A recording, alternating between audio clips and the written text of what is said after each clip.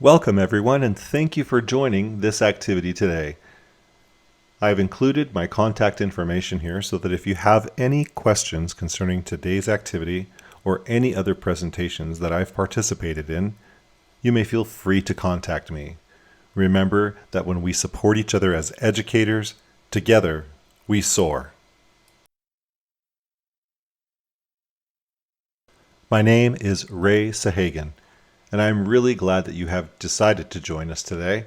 I am an elementary school teacher. I was born and raised in Central California. I've lived for 2 years in Taiwan from 1988 to 1989, and then I married the love of my life. Now Linda and I have 4 adult children and 2 grandchildren, a boy and a girl. And being a grandparent, it's the absolute best. I've been teaching for a little over 11 years now. I've taught 3rd, 4th, and 5th grade. I am currently teaching 3rd grade. Our agenda for today is the activity, the magic bamboo stick. We'll first discuss the objective of the activity, what you'll need to prepare for the activity, and then we're going to learn by doing. The amount of time can vary, but from past experience, I would estimate that this will take us about 60 to 90 minutes to complete. The objective of the activity is very simple and straightforward. Set the stick on the ground. It appears to be a simple task, but don't be fooled by appearances. We will be developing important perspectives on teamwork and the value of cooperation and communication. Communication often involves stretching ourselves and leaving our comfort zones, and we're going to have to be engaging in crucial conversations. Listening is an indispensable tool in leadership, as well in supporting a leader as a member of a team. We will explore all of these things today. What you will need is a few simple tools in order to get the most out of today's experience. You'll need some way to take notes, a paper and pencil, an electronic tablet or a computer. These are all excellent ways to take notes. Choose and employ the method that works best for you. Additionally, you'll need bamboo sticks. Yes, you'll need bamboo sticks. It's difficult to have an activity that is called the magic bamboo stick without a bamboo stick. Actually, many different types of materials will work, so it is important to adhere to the following. The stick must be at least 1.5 meters to 2 meters in length. It can be made out of bamboo, plastic-coated steel, fiberglass, or any other material that's commonly used in gardening, for instance. It is important that the stick be very light. You'll need 1 stick for every 6 to 8 participants. The last thing that you'll need is a flat open space for this activity. I hold this activity in my elementary classroom and just push the desks to the sides of the room. Sometimes the students manage just by standing in between the desks. Now, while this is possible, I do not recommend working in such tight spaces.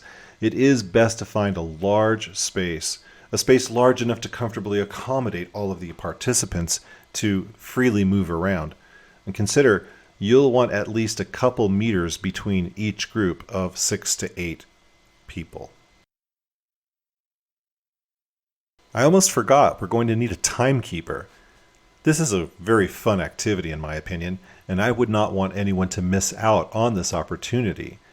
Acting as timekeeper is a simple enough task that it's not going to interfere with any team member's ability to participate in the task. So choose one of your number to be a timekeeper. We'll need to divide the group up into teams. How many people will be participating? Divide the participants into groups of 6 to 8 to form a single team. It's best to have an even number of people, as they will be standing across from each other with a bamboo stick between them. Smaller groups can be formed to accommodate the number of participants, but try to keep teams to a minimum of 6 people. Let's say, for example, there are 18 people participating today. If you make 2 teams of 8 people, that would leave only 2 people for the third team. So instead make 3 teams of 6 people. Now, if there are 20 people, you could make the teams odd and have 4 teams with 5 people on each team. In this case, you'd have 3 on one side and 2 on the other, which will work just fine.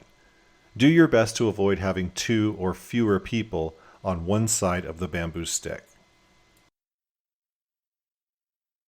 Before we get started on the team aspect of this activity, allow each person to independently balance the stick on top of their outstretched hand and place the stick on the floor.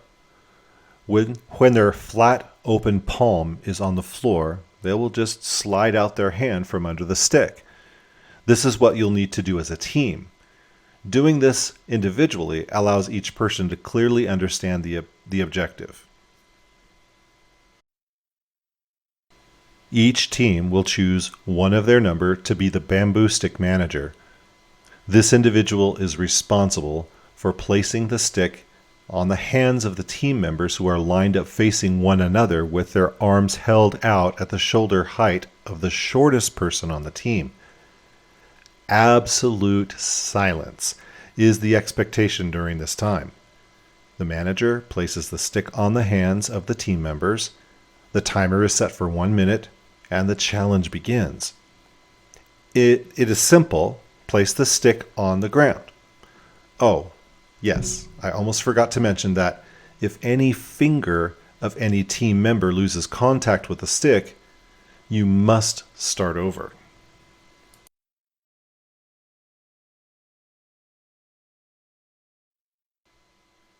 When the 1 minute is done and time is up, the bamboo stick manager should return the bamboo stick to a vertical position.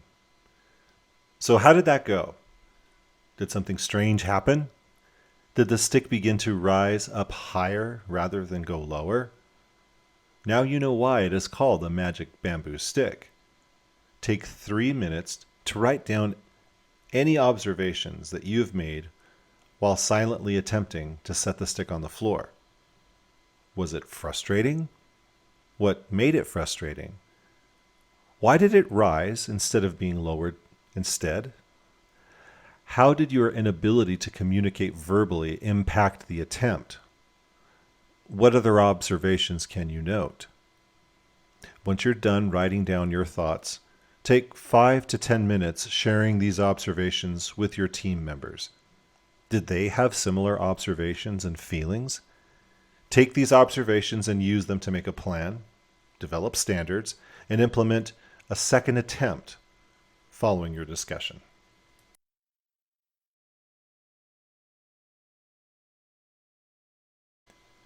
Albert Einstein is supposed to have said that insanity is doing the same thing over and over again and expecting different results. Well, that's not going to happen here. You just discussed observations and made plans as a team. Now it is time to put the plan into action. There is one thing I want you to add to the new plan you've made as a team, and that is anyone may speak at any time. Give yourselves 2 minutes for this attempt. 3 minutes is quite a long time, so we'll keep it to 2. You may get closer to the objective, but don't forget that the expectation is very high.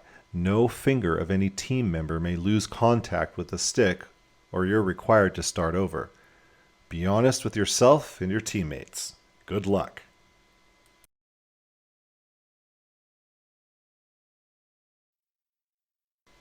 All right, 2 minutes. Time is up. How did this second attempt go? Take 3 minutes to note your observations and feelings about this second attempt.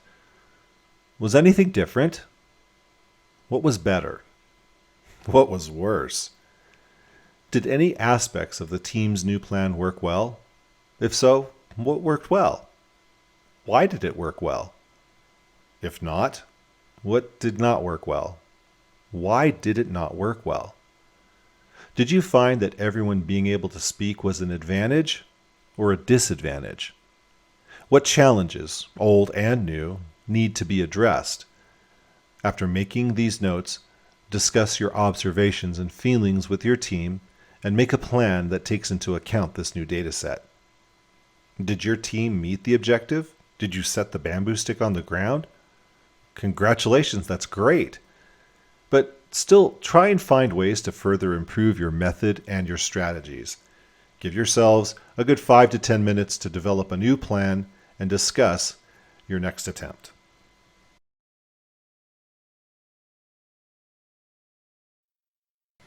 All right, you've discussed, you've planned, and now you want to implement. You want to do this again. I know you're excited, but of course, there's something new.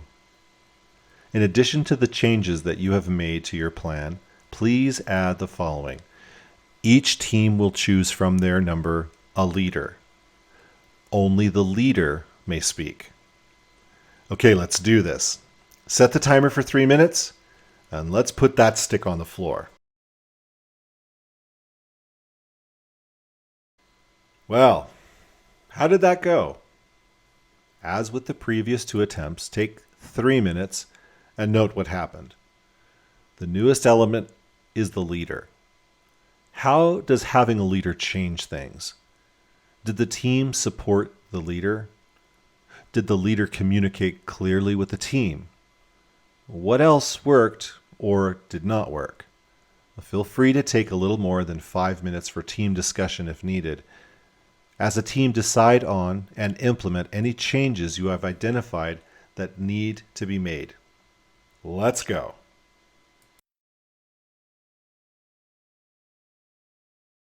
Are you ready to do this one last time?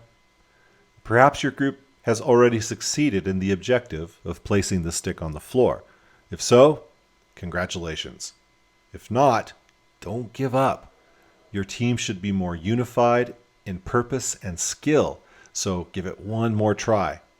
Plan on taking 3 minutes for this attempt, but if the team is close to the objective and time's almost up, don't cut them off. Give them a little extra time that they need to succeed.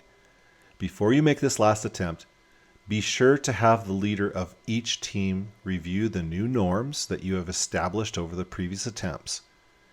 Team members should clearly communicate their thoughts with the leader and other team members before this last attempt. Is everyone ready?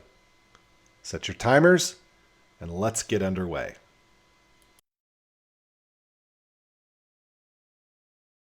Now, let's pull out our note-taking devices of choice and reflect on the experience overall. How did the group evolve with each attempt? Be sure to reflect on the questions presented on this slide in your notes.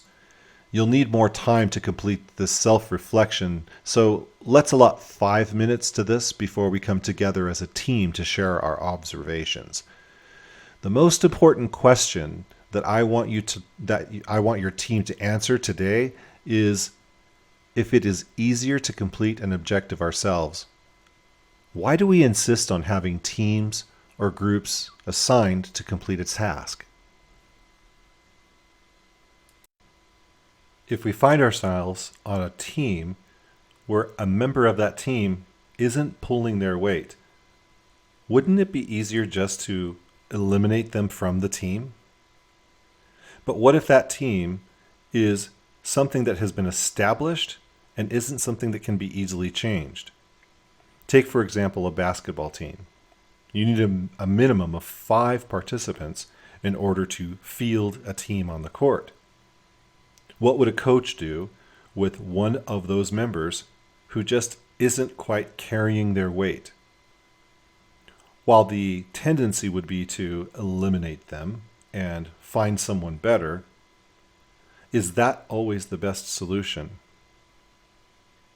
A coach may decide to pair that person up, the weakest member of the team, and provide them the coaching and the instruction that they need in order to be successful.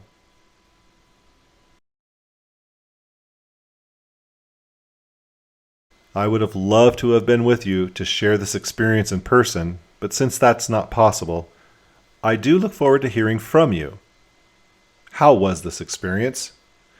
What did you learn from this experience that you will apply in your future classrooms? Would you consider doing the same activity with your students? If so, why? What would you change? If you wouldn't share this with your students, why not? Thank you so much for your participation in today's activity, and I wish you the best in your personal and professional endeavors. Stay healthy, everyone.